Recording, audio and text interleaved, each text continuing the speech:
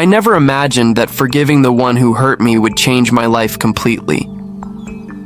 I grew up believing that life was fair. I thought that if I treated others well, everything would turn out fine. But over time, I learned that even good hearts can be deeply wounded. I was always too trusting. I believed my friends and colleagues would always be there. Until one day, everything changed. I was betrayed in the most unexpected way. It was someone I trusted, and yet they hurt me profoundly. I felt like the world was collapsing around me. I couldn't understand how this could happen to me. For years, I carried a resentment that slowly consumed me from the inside. Every memory of what they did filled me with anger and bitterness. I felt the wound would never heal and that forgiveness was impossible. I withdrew from everyone, even from myself. I tried to fill the emptiness with work, distractions, and fake friendships, but nothing worked. Every night I asked myself, why me? I felt trapped in an endless cycle of pain and resentment. Every smile I showed on the outside hid a heart full of scars. Until the day came when I knew I couldn't go on like this. When I was 15, I confided something very personal to my best friend, and he shared it with everyone. Suddenly, everyone looked at me differently. I felt betrayed, alone, and heartbroken. After that, I couldn't trust anyone. Every memory of that day hurt more than any physical wound. I felt like there was no safe place for me. My heart was full of fear and distrust. I wanted to distance myself from everyone so I wouldn't get hurt again. That experience shaped the way I related to others for years. Years later, at my first serious job, a colleague accused me of something I hadn't done. Everyone looked at me as if I were guilty and no one defended me. I felt the betrayal all over again, but this time in a different setting. The world seemed unfair, and I felt powerless. I remembered the betrayal from my teenage years and realized that the pain hadn't fully gone away. Every wound seemed to multiply over the years, and I wondered if I could ever forgive.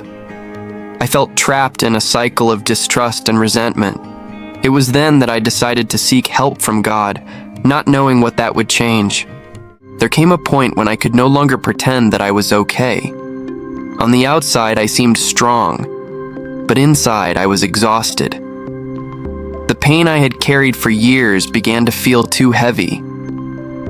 That night, I looked out the window and felt an emptiness I couldn't explain. My chest felt tight, as if something inside me was asking for help.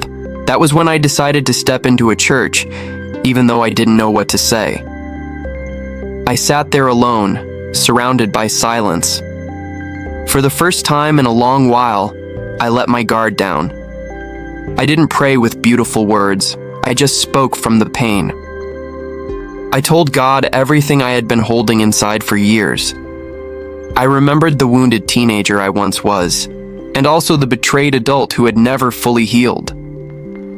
I realized I hadn't overcome anything. I had only buried it.